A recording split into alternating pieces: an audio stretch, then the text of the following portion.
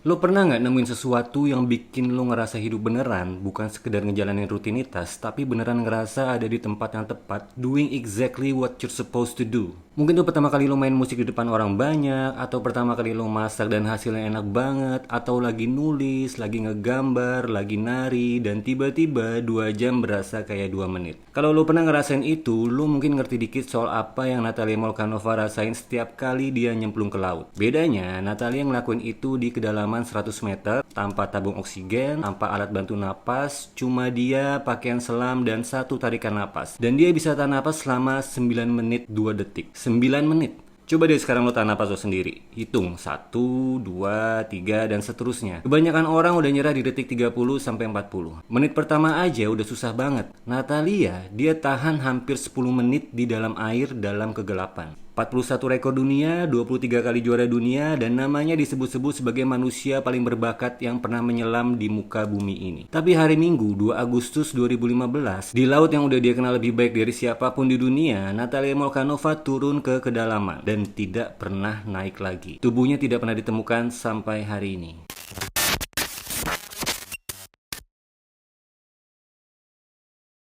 Gue mau mulai dari bagian yang jarang diceritain orang waktu ngomongin Natalia, yaitu soal siapa dia sebelum jadi legenda. Karena kalau lo tahu backstory-nya, pencapaiannya tuh jadi jauh lebih mengejutkan dari yang lo kira. Natalia lahir tahun 1962 di kota Ufa, Rusia, waktu itu masih bagian dari Uni Soviet, dan dari kecil dia udah jelas bukan anak yang bisa diem. Awalnya dia figur skating, tapi waktu masuk kelas 3 SD, dia nyobain renang dan langsung jatuh cinta sama sensasi melayang di dalam air. Dia terus renang, sampai cukup bagus untuk masuk universitas olahraga bergengsi di Volgograd. Di sana dia nemuin satu cabang lagi yang bikin dia makin ketagihan, fin swimming, yaitu renang dengan monofin besar kayak ekor ikan. Dan prestasinya bagus, dia dapat gelar Master of Sport dan masa depannya kelihatan cerah. Tapi di umur 23 tahun, Natalia memutuskan untuk berhenti, bukan karena cedera, bukan karena gagal, tapi karena dia memilih sesuatu yang dianggap lebih penting saat itu, yaitu keluarga. Dia nikah sama Oleg, sesama atlet yang dia kenal dari dunia renang, dan mulai fokus jadi ibu. Tahun 1985, anak pertamanya lahir,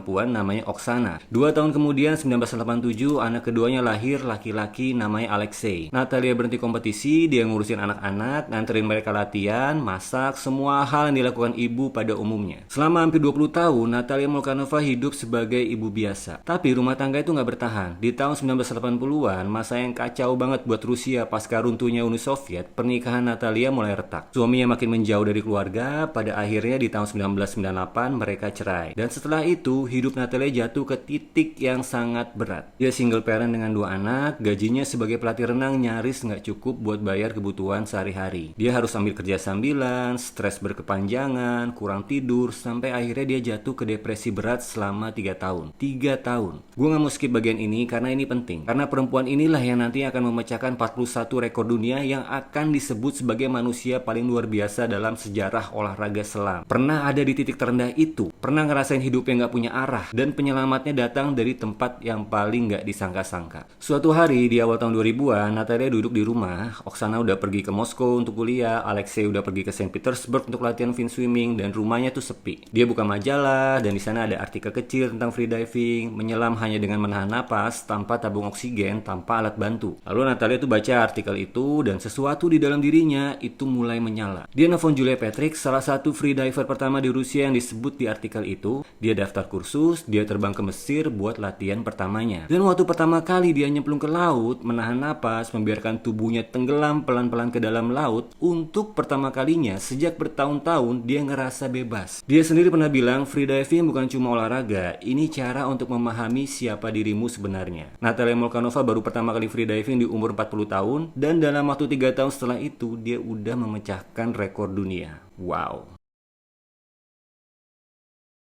Oke, sekarang gue perlu jelasin dulu apa itu freediving, karena buat yang belum tahu, ini olahraga yang tingkat kesulitan dan resikonya mungkin jauh melampaui yang lo bayangkan. Jadi freediving itu artinya menyelam tanpa tabung oksigen dan lo cuma mengandalkan satu tarikan napas, satu aja. Itu doang bekal lo untuk turun sedalam mungkin dan naik lagi ke permukaan. Kedengarannya tuh simple, tapi ada masalah besar yang harus dihadapi tubuh manusia di sana. Makin dalam lo turun, makin besar tekanan air. Di kedalaman 10 meter, tekanannya tuh udah 2 kali lipat dari permukaan. Di 20 meter itu 3 kali lipat. Dan di 100 meter yang sering dicapai Natalia, tekanannya 11 kali lipat dari yang biasa lo rasain di darat. Pada tekanan itu, paru-paru manusia normal akan mengempis sampai seukuran kepalan tangan. Jantungnya melambat drastis dan ada refleks alami yang namanya mammalian dive reflex yang bikin tubuh hemat oksigen seperti lumba-lumba atau paus. Lalu di situ darah mulai mengalir dari anggota tubuh ke jantung dan otak untuk melindungi organ vital. Tubuh manusia secara harfiah bertransformasi menjadi sesuatu yang lebih dekat ke hewan laut daripada manusia darat. Tapi hanya untuk beberapa menit dan disitulah bedanya Natalia dari manusia lain. Kompetisi freediving pertama Natalia adalah kejuaraan Rusia tahun 2003. Setahun setelah dia mulai, dia langsung pecahkan rekor nasional. Dan di tahun berikutnya, dia sudah kompetisi di level internasional. Tahun berikutnya lagi rekor dunia. Dalam kecepatan naik yang bikin komunitas freediving internasional tuh tercengang. Karena ini bukan olahraga yang bisa dikuasai dalam setahun atau 2 tahun. Ini tuh butuh bertahun-tahun latihan mental dan fisik yang sangat spesifik. Tapi Natalia melakukannya dalam waktu yang gak masuk akal. Salah satu pencapaiannya yang paling memorable adalah menaklukkan Blue Hole di Mesir. Yaitu sebuah lubang bawah laut berbentuk lengkungan di kedalaman Laut Merah yang dijuluki kuburan para penyelam. Ini bukan lebay ya, itu nama aslinya. Di dinding sekitar lubang itu ada ratusan plakat nama-nama penyelam yang meninggal di sana. Orang-orang yang datang dengan percaya diri dan gak pernah kembali. Natalia dan Alexei, anaknya yang juga jadi freediver kelas dunia, itu datang ke sana bersama. Mereka gak langsung nyemplung, mereka riset, mereka latihan di sekitar area itu, membiasakan diri sama kondisi airnya, sama tekanannya, sama arusnya. Mereka persiapan berhari-hari untuk itu. Dan di hari yang sudah mereka tentukan, dengan tim safety diver bersiap di sekitar lengkungan, Natalia dan Alexei menyelam masuk ke Blue Hole dalam satu tarikan nafas. Dan mereka berdua keluar dari sisi sebelah dalam, dan mereka jadi orang Rusia pertama yang berhasil melewati Blue Hole dalam satu tarikan napas. Tapi dari semua rekor yang dia cetak, ada satu yang sampai sekarang, tahun 2026,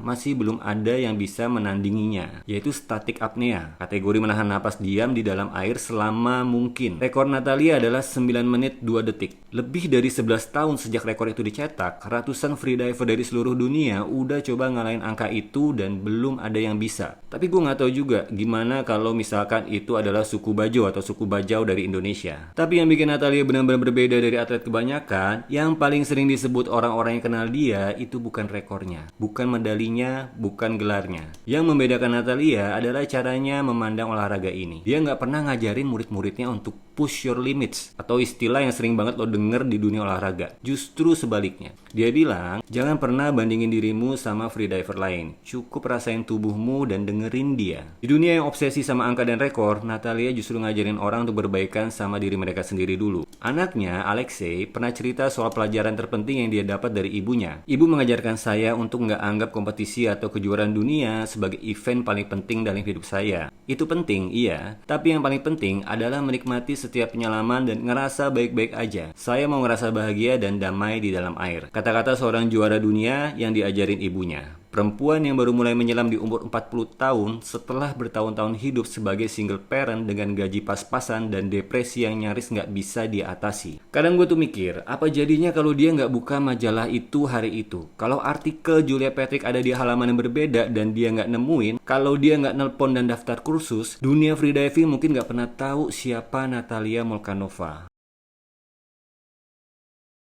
Gue mau cerita sebentar soal hubungan Natalia sama Alexei, karena ini salah satu bagian yang paling mengharukan dari seluruh kisah ini. Alexei lahir tahun 1987 dan sejak kecil dia udah dibawa ibunya ke kolam berenang. Natalia sering cerita kalau dia nganterin Alexei latihan jam 6 pagi dan terus langsung nyebur ke lajur sebelahnya dan renang bareng. Waktu Natalia mulai freediving, Alexei awalnya tuh fokus di fin swimming, tapi pelan-pelan dia ikut tertarik ke apa yang dilakukan ibunya. Dan ternyata bakat Natalia tuh menurun. Alexei tumbuh jadi freediver kelas dunia juga. Punya rekor dunianya sendiri, punya gelarnya sendiri, dan selama bertahun-tahun ibu dan anak ini jalan bareng ke kompetisi di seluruh dunia. Hampir 9 bulan dalam setahun mereka traveling bersama, dan mereka bukan cuma ibu dan anak, mereka partner, rekan satu tim, dua manusia yang kebetulan sama-sama jatuh cinta pada olahraga yang sama. Orang-orang di komunitas freediving sering bilang melihat mereka berdua di tepi kolam atau di atas perahu itu seperti melihat satu kesatuan. Mereka punya bahasa sendiri, mereka punya gerakan tangan sendiri, ekspresi muka, sinyal kecil yang cuma mereka berdua aja gitu yang ngerti. sendiri. Dan di hari Natalia menghilang, tanggal 2 Agustus 2015, Alexei nggak ada di sana. Dia tahu ibunya pergi menyelam, dia tahu nama lokasinya, tapi dia nggak ikut. Dan ketika kabar itu sampai ke dia bahwa ibunya nggak naik ke permukaan, Alexei langsung terbang ke Spanyol. Dia ikut dalam operasi pencarian. Dia menyelam sendiri di area yang sama, mencari, berharap menemukan sesuatu, tapi nggak ada yang ditemukan. Beberapa hari kemudian, Alexei yang memberikan pernyataan resmi ke media dengan suara yang tenang. Mungkin terlalu tenang untuk seseorang yang baru kehilangan ibunya. Dia bilang, sepertinya ibu akan tetap tinggal di laut. Gua baca kalimat itu berkali-kali waktu riset dan setiap kali baca rasanya tuh beda. Kalimat itu bisa terdengar seperti kepasrahan atau penerimaan atau mungkin keduanya gitu ya. Tapi yang gue tangkap dari kalimat itu, dan gue tuh mungkin salah, itu adalah pengertian yang dalam. Bahwa Alexei tahu ibunya tidak akan memilih tempat lain untuk pergi. Itu selaras dengan banyak komenan di akun gue bahwa biasanya orang akan diwafatkan sesuai dengan kebiasaannya yang dilakukan semasa hidup. Oke, sekarang kita masuk ke tanggal 2 Agustus 2015. Pada saat itu Natalia ada di Formentera, pulau kecil di dekat Ibiza, Spanyol. Ini bukan tempat yang asing buat dia. Perairan Mediterania sudah dia selami selama ratusan kali. Hari itu dia mengajar, jadi ada beberapa orang yang ikut dalam sesi selam itu, termasuk seorang pengusaha kaya Rusia bernama Pavel Tio, yang kabarnya menyewa Natalia untuk sesi private. Mereka menyelam dari sebuah perahu karet di lepas pantai. Pada saat itu Natalia sudah berusia 53 tahun. Tapi 53 tahun versi Natalia itu berbeda dari kebanyakan orang. Dia tuh masih aktif berkompetisi, masih memecahkan rekor, dan setahun sebelumnya di usia 52, dia baru aja mencetak rekor baru dalam dynamic apnea, yaitu berenang sejauh 237 meter dalam satu tarikan napas. Hari itu, kedalaman yang dituju relatif pendek buat standar Natalia, jadi sekitar 30-40 meter aja, dan pemanasannya tuh ringan, jadi bisa dibilang Natalia menarik napas panjang, lalu dia langsung turun. Nah, yang terjadi selanjutnya, itu nggak ada yang tahu persis. Dan diketahui, arus bawah laut di area itu hari itu tuh sangat kencang. Perairan di sekitar Formentera memang dikenal punya arus bawah yang bisa sangat kuat dan tidak terduga. Bahkan buat penyelam berpengalaman sekalipun. Dan para saksi bilang ke Alexei bahwa arus dalam yang kencang itu membawa ibunya pergi. Natalia menyelam tanpa fins dalam disiplin yang disebut constant weight no fins, dan saat itu tidak menggunakan lanyard atau tali pengaman yang biasanya menghubungkan freediver ke tali panduan di air. Tanpa lanyard itu, begitu arus menangkap dia, itu nggak ada yang bisa menariknya kembali. Dan safety diver yang harusnya bisa mantau dari jarak dekat, rupanya itu nggak ada. Jadi nggak ada orang berpengalaman yang mengawasi penyelaman itu secara khusus. Beberapa menit berlalu, Natalia tidak naik ke permukaan, dan tim di perahu mulai panik. Mereka nyari, mereka nyelam, tapi arus sudah membawa segalanya. Operasi pencarian resmi dimulai, tim penyelamat mencari selama beberapa hari, termasuk menggunakan robot bawah laut yang bisa mencapai kedalaman 500 meter. Tapi tetap nggak ada yang ditemukan. Dan setelah beberapa hari, penggunaan robot penyelam dihentikan. Pada tanggal 5 Agustus 2015, operasi pencarian resmi dihentikan. Natalia dinyatakan meninggal, tapi tubuhnya sampai hari ini itu nggak pernah ditemukan. Di komunitas freediving internasional, kabar ini jatuh seperti batu besar ke dalam air yang tenang. Will Trowbridge, salah satu freediver terbaik dunia yang juga sahabat dekat Natalia, nulis di media sosialnya, dia bilang dunia kehilangan freediver terbesar yang pernah ada, dan sahabatnya Alexei kehilangan ibu, guru, dan partner latihannya sekaligus. Kimmo Lahtinen, Presiden Federasi Freediving Internasional atau AIDA, waktu diwawancara bilang sesuatu. Dia adalah superstar freediving, dan kita semua pikir tidak ada yang bisa menyakitinya, tidak ada yang bisa terjadi padanya, tapi kita sedang bermain dengan lautan. Dan kalau kamu bermain dengan lautan, kamu tahu siapa yang paling kuat. Dan gua rasa itu rangkuman yang jujur dari seluruh cerita ini. Ini tuh pertanyaan yang terus berputar-putar di kepala gue waktu riset cerita ini. Bagaimana perempuan yang paling berpengalaman di bidangnya, yang sudah menyelam ribuan kali, yang tahu cara kerja laut lebih baik dari siapapun, itu bisa hilang di kedalaman yang bahkan bukannya terdalam yang pernah dia capai? Jawabannya mungkin ada di beberapa faktor. Pertama, arus bawah laut. Laut itu tuh bukan kolam renang. Arus bawah laut bisa berubah drastis dalam hitungan menit dan bisa jauh lebih kuat dari apa yang kelihatan di permukaan. Bahkan penyelam paling berpengalaman sekalipun gak bisa melawan arus yang cukup kuat kalau sudah di kedalaman tertentu. Apalagi tanpa fins, tanpa pemberat, dan tanpa tali pengaman. Kedua, itu nggak ada lanyard. Ini detail teknis yang penting. Lanyard itu adalah tali kecil yang menghubungkan pergelangan tangan freediver ke tali panduan yang ditancapkan dari perahu ke dasar laut. Fungsinya itu simple. Kalau ada masalah, tim di atas tuh bisa tarik freediver kembali ke jalur yang benar. Hari itu, Natalia tuh nggak pakai ini. Kenapa? Mungkin karena itu sesi santai, bukan kompetisi. Mungkin karena kedalaman yang dituju nggak terlalu dalam buat standarnya. Mungkin karena keputusan-keputusan kecil yang rasanya rasanya masuk akal saat itu. Ketiga, nggak ada safety diver yang berpengalaman. Ini yang menurut beberapa orang di komunitas freediving jadi faktor paling krusial. Di kompetisi resmi selalu ada safety diver terlatih yang menyelam turun untuk jemput freediver di kedalaman tertentu, memastikan mereka dalam kondisi baik dan bisa naik dengan selamat.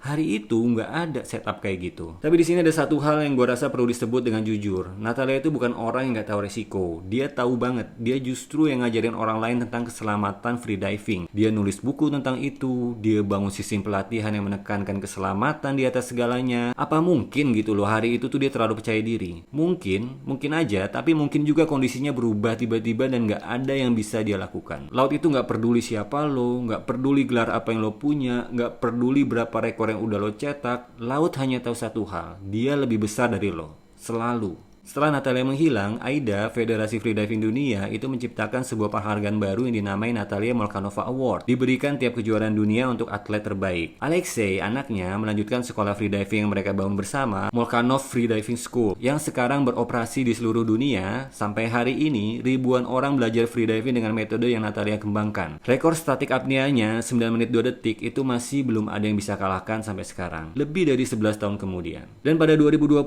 sebuah film dokumenter berjudul One Breath itu dirilis sebagai penghargaan untuk hidupnya di atas dan di bawah air. Tapi yang paling gue ingat dari semua ini itu bukan rekornya, bukan gelarnya, bukan caranya menghilang. Yang paling gue ingat adalah fakta bahwa perempuan ini itu memulai segalanya di umur 40. Setelah perceraian, setelah depresi, setelah bertahun-tahun merasa hidupnya nggak punya arah, dan dari titik paling bawah itu dia naik secara literal dan figuratif menjadi manusia paling luar biasa yang pernah menyelami lautan di muka bumi ini. Kalau itu bukan cerita tentang betapa nggak terbatasnya potensi manusia, gue nggak tahu lagi apa yang bisa disebut begitu. Natalia Molchanova pergi ke laut pada 2 Agustus 2015 dan laut memilihnya untuk tinggal di sana selamanya. Apakah itu tragedi? Tentu.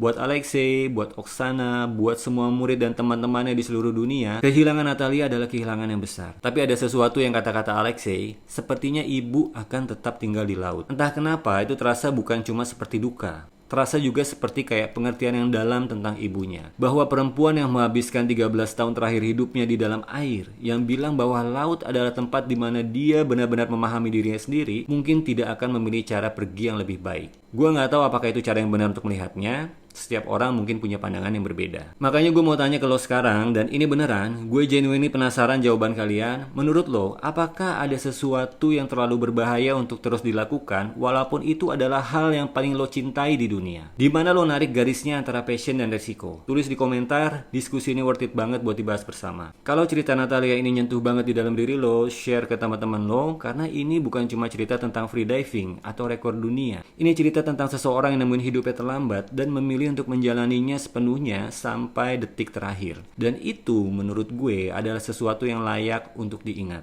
Sampai ketemu di video berikutnya, hati-hati ya.